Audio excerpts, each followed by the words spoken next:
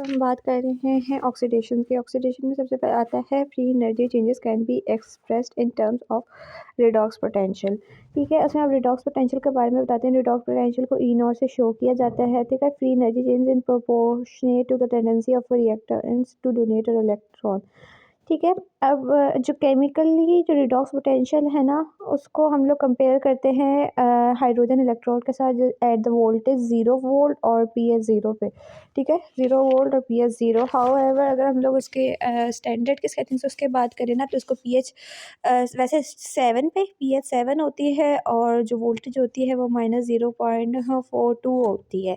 ठीक है, अब डिफरेंट हमारे पास आते हैं -0.42 और पी एच 7। उसके बाद सबसे पहले आता है ऑक्सीडेजेस। ऑक्सीडेजेस क्या करता है हाइड्रोजन को। ठीक है, ये हाइड्रोजन है, जैसे हाइड्रोजन ऑक्सीजन आता है और कहता है हाइड्रोजन को मुझे दे दो, हाइड्रोजन को मुझे दे दो, और हाइड्रोजन को लेता है।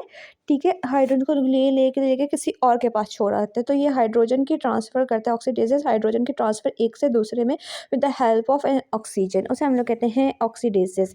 ऑक्सीडेजेस में जो बाई प्रोडक्ट होता है वो वाटर होता है। ठीक है, या वो वाटर होता है या फिर पर ऑक्सीडाइज ये होता है।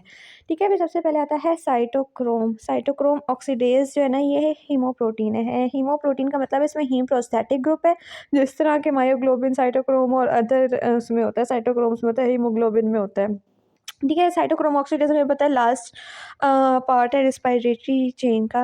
रिस्पायरेटरी कैरियर्स का जो माइटोकॉन्ड्रिया में है ये पाए जाते हैं और ये उसको ट्रांसफ़र कर रहे होते हैं, सारे इलेक्ट्रॉन्स को ट्रांसफ़र करते हैं, ऑक्सीजन को ट्रांसफ़र कर रहे होते हैं। जो साइटोक्रोम है ना, साइटोक्रोम ऑक्सीडेज इसे ब्लॉक किया जाता है। ये किसी चीज़ से ब्लॉक होता है, ये कार्बन मोनोऑक्साइड से, साइनाइड से और हाइड्रोजन सल्फाइड से इसे ब्लॉक किया जाता है, और जिसकी वजह से जो है ना इसकी सेलुलर रिस्पायरेशन को प्रिवेंट किया जाता है। अब साइटोक्रोम ऑक्सीडेज है, उसके दो कंपोनेंट होते हैं, दो हीम पे कंप्रोमाइज़ कर होते हैं।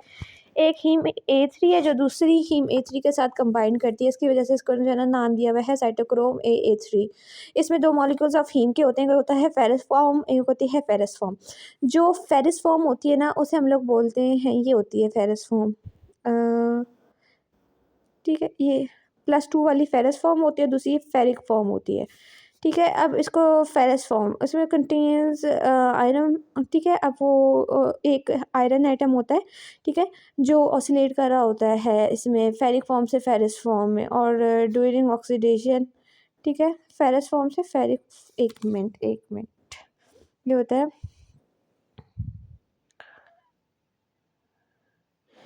ठीक है, ये वाली फेरिक होती है, ये फेरस, +2 फेरस होती है, +2 फेरस होती है, फेरस, और ये होती है फेरिक। ठीक है, +2 फेरस और ये होती है फेरिक। तो फेरिक से फेरिक फॉर्म के दरमियान में जो है ना वो रोटेट कर रहा होता है, और during oxidation and reduction further more जो दो जो है ना उसमें कॉपर एटम्स हैं वो भी प्रेजेंट होते हैं, और वो ईच हीम यूनिट के साथ प्रेजेंट होते हैं। फिर उन्होंने कहा है कुछ ऑक्सीडेजेज जो ना फ्लेवो प्रोटीन होते हैं, जिसमें बात आते हैं फ्लेविन मोनोन्यूक्लियोटाइड, फ्लेविन एडिनोन्यूक्लियोटाइड, और ये एज अ प्रोस्थेटिक ग्रुप होते हैं। अब जो FMN है और FAD है ना, ये राइबोफ्लेविन से बन रहे होते हैं, और ये टाइटली नहीं जबकि कोवेलेंटली बॉन्डेड होते हैं अपने रिस्पेक्टिव ओपो एंजाइम प्रोटीन के साथ। ठीक है, कोवेलेंटली बॉन्डेड होते हैं अपने ओपो एंजाइम प्रोटीन के साथ। अगर मेटेलोफ्लेवो प्रोटीन्स की बात करें तो उसमें जो है ना एक या उससे ज़्यादा जो है मेटल एक्ट कर रहा होता है, एज अ कोफैक्टर एक्ट कर रहा होता है इसमें। अब फ्लेवो प्रोटीन ऑक्सीडेजेस की आ जाती हैं L amino oxidase, xanthine oxidase, aldehydrate dehydrogenase. L amino acid oxidase जो है ना ये किडनी में फाउंड होते हैं, और ये जनरली किस लिए यूज़ हो रहे होते हैं कि ये जो naturally occurring L amino acid है ना उसकी ऑक्सीडेटिव डीअमाइनेशन करवाते हैं। ठीक है, ऑक्सीडेटिव डीअमाइनेशन करवाते हैं naturally occurring L amino acids की। वो कौन है? L amino acid oxidase. फिर आता है जेंथीन ऑक्सीडेज, जिसमें मोलिब्डियम होता है। ठीक है, इसमें मोलिब्डेनम होता है, और ये क्या करवा रहे होते हैं, ये कन्वर्जन करवा रहे होते हैं प्योरीन बेसिस की। ठीक है, प्योरीन बेसिस की यूरिक एसिड में इसकी कन्वर्जन करवा रहे होते हैं ये जेंथीन ऑक्सीडेज। और ठीक है, उसके बाद फिर अल्डिहाइड हाइड्रोजिनेज, जिसमें FAD लिंक्ड एंजाइम है जो मेमेलियन लिवर में पाया जा रहा होता है। ठीक है, इसमें मोलिब्डेनम भी होता है और नॉन हीम आयरन भी होता है, और ये जो है ना अल्डिहाइड और एन हाइड्रोसाइक्लिक सबस्ट्रेट की तरह जो है ना ये कर रहा होता है। ठीक है, और उसके बाद फिर आते हैं हम लोग डिहाइड्रोजनेसिस की तरफ आते हैं। डिहाइड्रोजनेसिस दो फंक्शन परफॉर्म कर रहे होते हैं। एक ये है कि ये हाइड्रोजन को एक सब्सटेंस से लेते हैं और दूसरे सब्सटेंस की तरफ कपल कर देते हैं, ठीक है। एक तो ये फंक्शन है, और इसमें जो है ना ये जो एक हाइड्रोजन को लेके दूसरे सब्सट्रेट की तरफ दे देते हैं, इसमें क्या होता है कि ये जो है ना कॉमन कोएंजाइम को यूटिलाइज कर रहे होते हैं या हाइड्रोजन कैरियर को। फॉर एग्जांपल इसमें NADH इस्तेमाल हो रहा होता है, और दिस टाइप ऑफ रिएक्शन में जो एक सबस्ट्रेट जो है ना वो ऑक्सीडाइज होता है, और दूसरा जब जैसे फॉर एग्जांपल एक सबस्ट्रेट ऑक्सीडाइज कुछ भी हो रहा है तो दूसरे के एक्सपेंस पे, ठीक है। और ये फ्रीली रिवर्सेबल होता है, ऐसे आप रिवर्स कर सकते हैं, एक हाइड्रोजन को वापस ले लेते हैं तो। और to be transfer within cell and oxidative processes जो अकर, और ऑक्सीडेटिव प्रोसेसेस जो है ना वो एब्सेंस ऑफ ऑक्सीजन में होते हैं, सच है during anaerobic phase of glycolysis, ठीक है, इसमें आ जाते हैं। फिर अब दूसरा इसमें डिहाइड्रोजनेसिस क्या कर रहा होता है, एक तो हाइड्रोजन को लेकर दूसरे में दे रहा होता है, फिर ये इलेक्ट्रॉन के जो है ना इलेक्ट्रॉन ट्रांसफ़र कर रहा होता है रेस्पिरेटरी चेन में। अब जो सारे वो पास होते हैं वो डिहाइड्रोजनेस हो जाते हैं, ये इलेक्ट्रॉन ट्रांसफ़र कर रहे होते हैं, ठीक है। अब उन्हें पता है many dehydrogenases depend upon nicotinamide coenzymes. अब ये डिहाइड्रोजनेजेस है ना, ये NAD+ यूज़ करते हैं, NADP+ यूज़ करते हैं, वो जो है ना नियासिन से बनते हैं, और NADP+ का एक phosphate group esterified to 2 hydroxyl of adenosine moiety, ठीक है। ठीक है, ये एडिनोसिन पे बात करें तो इसमें फॉस्फेट ग्रुप ना एडिनोसिन है ना, फॉर एग्जांपल एडिनोसिन है, उसके सेकंड वाले हाइड्रोक्सिल पे जो है ना फॉस्फेट लगा हुआ होगा। अब जो ऑक्सीडाइज फॉर्म है ना उसमें पॉजिटिव चार्ज होते हैं, ठीक है। उसके बाद कोएंजाइम्स हैं उससे रिड्यूस किया जाता है, डिहाइड्रोजनेजेस उससे रिड्यूस करते हैं, और उससे जो है ना फिर दूसरा इलेक्ट्रॉन एक्सेप्टर है और वो उससे दोबारा जो है ना वो रीऑक्सीडाइज कर देता है, ठीक है। और ये नॉर्मली जो है ना आराम से रिवर्सिबल फ्रीली और रिवर्सिबली, ठीक है, ये डिसएसोसिएट हो जाते हैं अपने रिस्पेक्टिव ओपो एंजाइम से, जो है ना आराम से डिसएसोसिएट हो जाते हैं रिवर्सिबली और फ्रीली डिसएसोसिएट हो जाते हैं। जनरली जो NAD लिंक डिहाइड्रोजनेसेस है ना वो oxido reduction reaction of the type perform कर रहे होते हैं। अच्छा, जब एक सबस्ट्रेट ऑक्सीडाइज होता है ना तो वो 2 हाइड्रोजन आइटम लूज़ करता है और 2 इलेक्ट्रॉन्स, ठीक। अब देखो ये है ना, अब ये फॉर एग्जांपल अगर ये ऑक्सीडाइज कहाँ से कहूँ, ठीक है, ये ऑक्सीडाइज हुआ है तो वो अपने 2 हाइड्रोजन आइटम लूज़ करता है और 2 इलेक्ट्रॉन यूज़ कर रहा होता है। बोथ इलेक्ट्रॉन्स अपनी, फॉर एग्जांपल अगर ये सबस्ट्रेट की बात करें, ठीक है, अब इसने एक तो हाइड्रोजन रिमूव किए, अपने इलेक्ट्रॉन्स भी रिमूव किए। अब एक हाइड्रोजन जो NAD एक्सेप्ट कर लेता है, ठीक है, और एक को जो है ना वो रिलीज़ करवा देता है, अदर इज़ रिलीज। अब सारे जो रिएक्शंस हैं ना ये oxidative pathway of metabolism oxidative pathways of metabolism में होते हैं, पर्टिकुलरली ये ग्लाइकोलिसिस में ऐसे रिएक्शंस हो रहे होते हैं, सिट्रिक एसिड साइकिल में भी हो रहे होते हैं। उसमें NADH जो है वो बनता है और उसके बाद हम लोग उसको फ्यूल मॉलिक्यूल्स के लिए यूज़ कर लेते हैं, और NAD+ जो है ना वो फिर जब दोबारा ऑक्सीडेशन होती है ना NADH की, तो फिर वो NAD+ फिर से दोबारा जो है वो जनरेट हो जाता है। तो इसमें ये कुछ भी नहीं था खास था, ठीक है। फिर NADP लिंक डिहाइड्रोजनेसेस है ना वो कहाँ पे पाए जाते हैं, वो बायोसिंथेटिक पाथवेज में पाए जाते हैं, फैटी एसिड के सिंथेसिस के वक्त जो एक्स्ट्रा माइटोकॉन्ड्रियल पाथवे में पाए जाते हैं, स्टीरॉयड सिंथेसिस के वक्त, और पेंटोस फॉस्फेट के वक्त, ठीक है। ये आ गए इसमें, ठीक है, इन सब में जो है ना ये पाए जाते हैं, fatty acid synthesis, pentose phosphate pathway, steroid synthesis, इस सब में। फिर निकोटिनामाइड कोएंजाइम है जिसमें निकोटामाइड रिंग होती है, ठीक है, ये पढ़ लीजिएगा। फिर दूसरे एक तो ये है कि वो NADH इस्तेमाल कर रहे होते हैं डिहाइड्रोजनेज, दूसरे डिहाइड्रोजनेजेज हैं जो राइबोफ्लेविन फॉर्म कर रहे होते हैं, और ये हमने पढ़ा था एक कम्प्लेक्स IGS-2 होता है, ठीक है, जो FAD जो है ना उसको यूटिलाइज कर रहा होता है। अब जो फ्लेविन ग्रुप है उसमें FMN एंड FAD आता है, और वो डिहाइड्रोजनेसिस के साथ जो है एसोसिएट कर रहे होते हैं। अच्छा, अब ये FAD क्या करता है, अब इसने जो है ना ये जो है इसने 2 हाइड्रोजन आइटम लूज़ किए थे, दोनों हाइड्रोजन आइटम्स को पकड़ लेते हैं, जबकि NAD में इसने एक हाइड्रोजन को पकड़ा था और एक हाइड्रोजन को रिलीज़ किया था, ये दोनों हाइड्रोजन्स को पकड़ लेता है, और ये अपने जो है ना एपोएंजाइम के साथ टाइटली बाउंड होता है, जबकि NAD इतने टाइटली बाउंड नहीं होता, ये अपने एपोएंजाइम के साथ बहुत ज़्यादा टाइटली बाउंड होता है। हमने इधर पढ़ा था कि टाइटली बाउंड नहीं होता, देखो FAD था, ठीक, नहीं FAD जो है ना वो टाइटली बाउंड होता है, कोवलेंटली बाउंड नहीं होता, ये याद रखना। FAD जो है वो टाइटली बाउंड है, कोवलेंटली बाउंड नहीं है। उसके बाद जो राइबोफ्लेविन लिंक डिहाइड्रोजनेसेस है ना उसमें क्या होता है कि वो इलेक्ट्रॉन ट्रांसपोर्ट कर रहे होते हैं रेस्पिरेटरी चेन में। NADH डिहाइड्रोजनस की बात करें तो वो NADH में और जो रिडॉक्स पोटेंशियल के हायर रिडॉक्स पोटेंशियल है ना उसके दरमियान में इलेक्ट्रॉन को कैरियर कर रहा होता है NADH डिहाइड्रोजनेज। अगर हम लोग दूसरे डिहाइड्रोजनेज की बात करें उसमें आता है ससिनेट डिहाइड्रोजनेज, माइटोकॉन्ड्रियल ग्लिसरॉल 3-फॉस्फेट डिहाइड्रोजनेज, साइल को ए डिहाइड्रोजनेज। और ये जो ना ये क्या करते हैं, ये सबस्ट्रेट से इक्विलेंट्स को लेते हैं और रिड्यूस करवाते हैं। सबस्ट्रेट में से जो इक्विलेंट्स होते हैं ना उनको रिड्यूस करवा रहे होते हैं ये डिहाइड्रोजनेसेस। दूसरा जो फ्लेविन डिपेंडेंट डिहाइड्रोजनेसेस का फंक्शन है ना वो डिहाइड्रोजिनेशन में है, रिमूवल ऑफ हाइड्रोजन एटम। और इसमें किसमें होता है by dihydrolipoyl dehydrogenase of reduce lipoid, जो कि oxidative decarboxylation of pyruvate and alpha ketoglycerate में एक इंटरमीडिएट है। ठीक है। फ्लेविन डिपेंडेंट डिहाइड्रोजनेस में डाइहाइड्रोलिपोइल डिहाइड्रोजनेस ये रिड्यूस लिपोइल को जो है ना वापस जो है ना लिपोइड में कन्वर्ट कर रहा होता है। ठीक है, वो हमने देखा था ना एसिटाइल लिपोइड आता है उसके बाद उसको वापस में रिड्यूस किया जाता है, तो वो इसी से डिहाइड्रोलिपोइल डिहाइड्रोजनेस से ही किया जाता है। ठीक है, उसके बाद आता है इलेक्ट्रॉन ट्रांसफरिंग फ्लेवोप्रोटीन। ये इलेक्ट्रॉन का जो है ना इंटरमीडिएट कैरियर है और between acyl Co A dehydrogenase in the respiratory chain.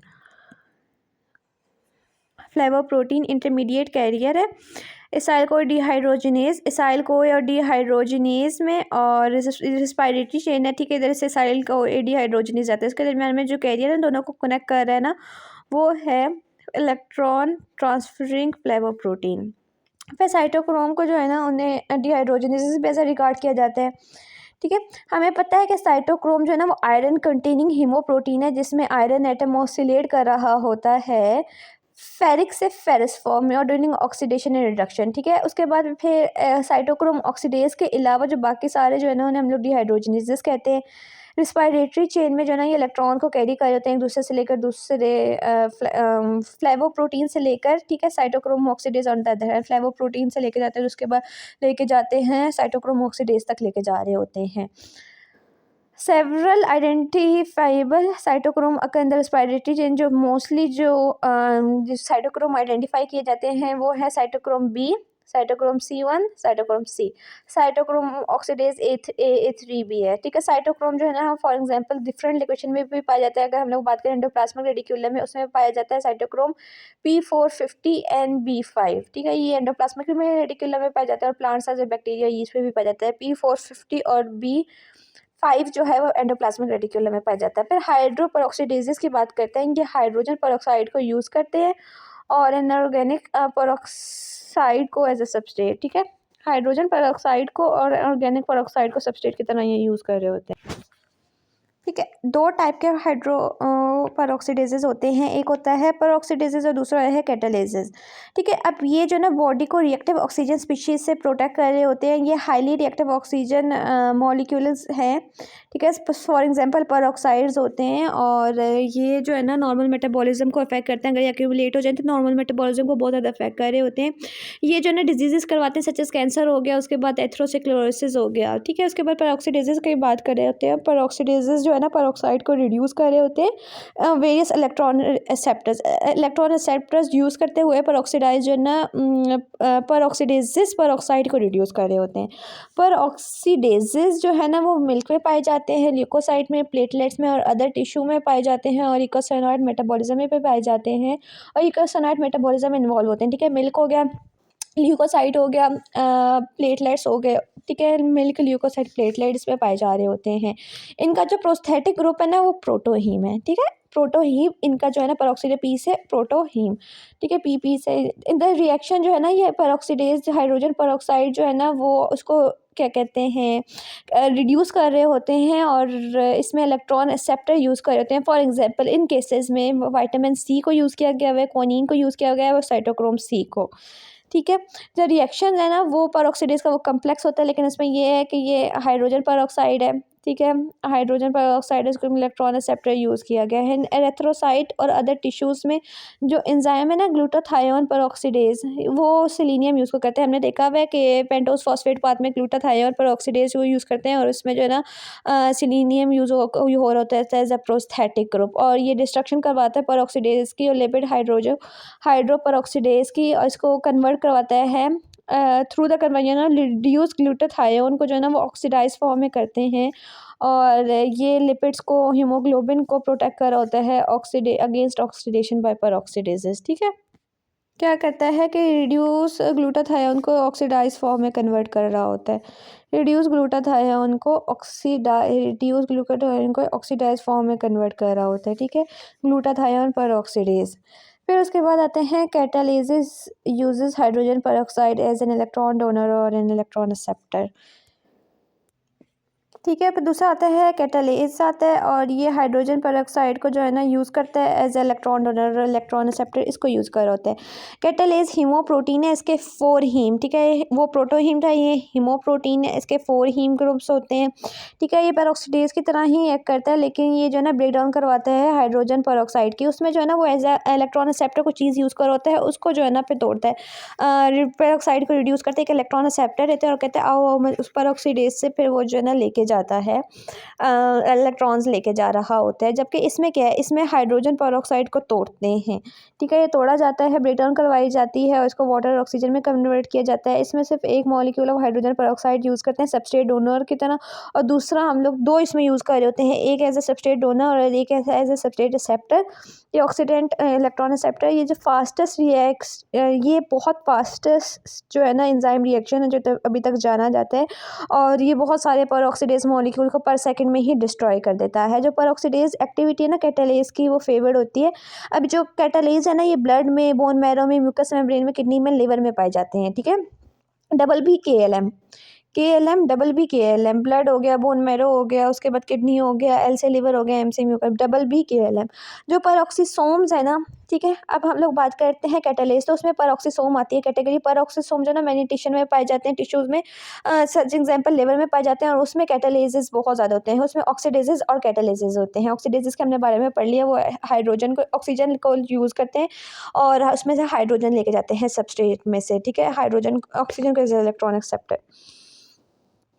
ठीक है। उसमें ऑक्सीडेजेस, पेरोक्सोसोम में ऑक्सीडेजेस और कैटालिसिस होते हैं, और जो एंजाइम है ना जो जो हाइड्रोजन पेरोक्साइड प्रोड्यूस कर रहा होता है उसे ब्रेक करते हैं। हाउएवर जो माइटोकॉन्ड्रियल और जो माइक्रोसोमल इलेक्ट्रॉन ट्रांसपोर्ट है ना, और जो दूसरी ज़ेनथेन ऑक्सीडेज, उन्हें दूसरा सोर्स चाहिए होता है हाइड्रोजन पेरोक्साइड के, आई डोंट नो। फिर आता है oxygenases catalyse direct transfer of incorporation, ठीक है, of oxygen into a substrate molecule. Oxygenases क्या कर रहे होते हैं, catalyse direct transfer in compression of oxygen. ठीक है। एक ऑक्सीजन को लेकर उसका डायरेक्टली ट्रांसफर कर रहे होते हैं सबस्ट्रेट में। ठीक है। तुम डायरेक्टली चले जाओ इसमें। ऑक्सीजनेसिस जो है ना, ऑक्सीजनेसिस वो सिंथेसिस या डिग्रेडेशन करते हैं, बहुत सारे मेटाबोलाइट्स होते हैं ना, मेटाबोलाइट्स उनकी उनको बना भी रहे होते हैं, उनको तोड़ भी रहे होते हैं। They catalyse the incorporation of oxygen, 2 step से कर रहे होते हैं ऑक्सीजन। या तो ये है कि ऑक्सीजन को जो है ना वो बाउंड करते हैं एंजाइम के साथ एक्टिव साइट पे। ठीक है। एक एंजाइम है ना, ठीक है, ये एंजाइम है, उसकी एक्टिव साइट है, तो ऑक्सीजन को लेके उस एक्टिव साइट के साथ या तो ये बाइंड कर रहे होते हैं, या ये बाउंड ऑक्सीजन, जो ऑक्सीजन बाउंड होती है, सबस्ट्रेट है ना, अब उसके साथ भी देखो ये ऑक्सीजन है, ठीक है, सबस्ट्रेट उसके साथ बाउंड है। ठीक है। उसे रिड्यूस करते हैं या उसको इसको लेके ना कहीं और जाकर ट्रांसफ़र कर देते हैं, इस तरह ये कर रहे होते हैं। फिर ऑक्सीजनेसिस जो है ना, उनको 2 ग्रुप में डिवाइड किया गया, डाईऑक्सीजनेसिस एंड मोनोऑक्सीजनेसिस। डाईऑक्सीजनेसिस ना 2 हाइड्रोजन के उसके क्या कहते हैं मॉलिक्यूलर ऑक्सीजन के एटम ना दोनों जो है ना वो इनकॉर्पोरेट कर देते हैं। देखो इसमें एक सबस्ट्रेट है ना, उसमें दोनों मॉलिक्यूल्स उसमें ऑक्सीजन के एटम करते हैं, मतलब एक मॉलिक्यूल या 2 एटम्स ऑक्सीजन के डाल रहे होते हैं। इसमें आ जाता है होमोजेंटिसिनेट डाईऑक्सीजनेस, जो हमने टायरोसिन या ट्रिप्टोफान में पढ़ा है। ठीक है। उसके बाद 3 हाइड्रोक्सी एंथ्रालिनेट ऑक्सीजनेस, ये भी हमने पढ़ा है। ठीक है। एंथ्रानिलेट ये भी, हाँ, 3 हाइड्रोक्सी एंथ्रानिलेट, ये भी ट्रिप्टोफान या टायरोसिन में से है। फिर एल ट्रिप्टोफान डाईऑक्सीजनेस, ठीक है, ये भी हमने पढ़ा है, जो इन सबको मतलब डाईऑक्सीजनेज है। फिर मोनो ऑक्सीजनेज, इनका मिक्स फंक्शन है ऑक्सीडेजेस की तरह। ठीक है। ऑक्सीजनेसिस, ये ऑक्सीजनेसिस है ना, ऑक्सीडेसिस की तरह, हाइड्रोलिसिस की तरह ये एक इनकॉर्पोरेट, मतलब सिर्फ एक एटम को जो है ना, ऑक्सीजन के एटम को इनकॉर्पोरेट करते हैं सब्सटेंस में। फिर साइटोक्रोम P450 और मोनो ऑक्सीजनेसिस, ठीक है, एक ऑक्सीजन के एटम को इनकॉर्पोरेट कर रहे होते हैं। और ये स्टीरॉयड मेटाबॉलिज्म में और डिटॉक्सिफिकेशन ऑफ मेनी ड्रग्स में बहुत ज़्यादा इंपॉर्टेंट है। अब cytochrome P450 important super family है हीम कंटेनिंग मोनो ऑक्सीजनेस के, ठीक है, हीम कंटेनिंग मोनो ऑक्सीजनेस के बहुत इंपॉर्टेंट सुपर फैमिली है। और मोर देन 50 सच एंजाइम जो है ना वो ह्यूमन जीनोम में पाए जाते हैं। ये मोस्टली जो एंडोप्लाज्मिक रेटिक्यूलम में पाए जाते हैं, लिवर में, ठीक है, इंटेस्टाइन में, लेकिन इसके कुछ जो है ना सोर्सेज में ये माइटोकॉन्ड्रिया में भी पाए जा रहे होते हैं। पता नहीं लिखी हुई है class 1 and class 2 iron FAD containing reductase, heme containing reductase, iron sulphur protein, ये देख लेना भाई, ठीक है। माइटोकॉन्ड्रिया में पाए जाते हैं। जो साइटोक्रोम्स है ना वो इलेक्ट्रॉन ट्रांसपोर्ट चेन में हमने देखा था, उसमें पार्टिसिपेट कर रहे थे, जिसमें बोथ NADH और NADPH जो है ना वो अपने इलेक्ट्रॉन्स को जो है ना वो रिड्यूसिंग इक्विवेलेंट्स को डोनेट कर रहे होते हैं, इलेक्ट्रॉन्स पे पास करते हैं। साइटोक्रोम P450 से दो टाइप ऑफ रिएक्शन में, जिसमें FAD और FMN इन्वॉल्व होते हैं। अब जो क्लास 1 सिस्टम है ना उसमें FAD कंटेनिंग रिडक्टेज एंजाइम्स हैं, ठीक है, आयरन सल्फर प्रोटीन और P440 हीम प्रोटीन होते हैं, ठीक है। क्लास 1 में एक तो FAD रिडक्टेज है, ठीक है, आयरन सल्फर है प्रोटीन है, P450 हीम प्रोटीन है, जबकि क्लास 2 में जो है ना साइटोक्रोम P450 रिडक्टेज है, ठीक है। उसमें FAD कंटेनिंग रिडक्टेज है, इसमें साइटोक्रोम P440 रिडक्टेज है जो कि इलेक्ट्रॉन्स को ट्रांसफ़र कर होता है FADH2 से FMN में, ठीक है। ये अभी देखते हैं, एक मिनट, ये पता नहीं है कैसे उसमें इलेक्ट्रॉन ट्रांसपोर्ट चेन में आता है, मुझे तो खैर पता नहीं है, ठीक है। पहले में क्या है कि FADH रिडक्टेज हैं, जो FADH से जो है ना उसमें आयरन सल्फर आता है, और P450 रिडक्टेज आ रहा, हीम प्रोटीन आ होता है, P440 हीम प्रोटीन होता है। सेकंड क्लास में जो है ना उसमें P450 रिडक्टेज है, दूसरा P450 है जो कि अपने इलेक्ट्रॉन्स को पास कर होता है। P4 रिडक्टेज में FAD से FMN से FMNH2 की तरफ पास कर रहा होता है, ठीक है। उसके बाद P450 है, ठीक है। उसमें रिडक्टेज में, ठीक है, FAD रिडक्टेज में सीधे इलेक्ट्रॉन्स के बदलते हैं। P450 रिडक्टेज में FAD से FMN से FMNH2 की तरफ से आ रहे थे। अब जो दोनों क्लास 1, 2 और सिस्टम्स है ना उन्हें वेल करेक्टराइज किया गया, लेकिन हमने रिसर्च स्टडी में देखा है कि अदर साइटोक्रोम P450 जो कि इस कैटेगरी में फिट नहीं होते हैं उनको आइडेंटिफाई किया गया। In the final step oxygen जो है ना वो इलेक्ट्रॉन को एक्सेप्ट करता है साइटोक्रोम P450 से, ठीक है। P450 से इधर से ऑक्सीजन उसको क्या कहते हैं, ऑक्सीजन एक्सेप्ट कर लेता है, ठीक है, ऑक्सीजन एक्सेप्ट कर लेता है इलेक्ट्रॉन को, हाइड्रोजन्स को, ठीक है। ये याद रखना है, ये उसका ही है, ऑक्सीडेशन का ही है, आगे वाले चैप्टर का है, ठीक है। उसके बाद ये ऑक्सीजन जो एक्सेप्ट कर लेता है इलेक्ट्रॉन को साइटोक्रोम P440 से, और रिड्यूस हो जाता है, और इसमें एक जो एटम है ना वो वाटर में इंकॉर्पोरेट हो जाता है, ठीक है। उसमें हाइड्रोक्सिलेशन होती है, देखो हाइड्रोक्सिलेशन हो रही है, हाइड्रोक्सिलेशन, ठीक है, हाइड्रोक्सिलेशन हो रही है, देखो देखो मतलब वाटर बन गया, हाइड्रोक्सिलेशन हो रही है, ठीक है, ये हो गया। दूसरा उसमें आया है this series of enzymatic reaction को हम लोग हाइड्रोसाइक्लेस साइकिल कहते हैं, हाइड्रोलेस साइकिल बोलते हैं।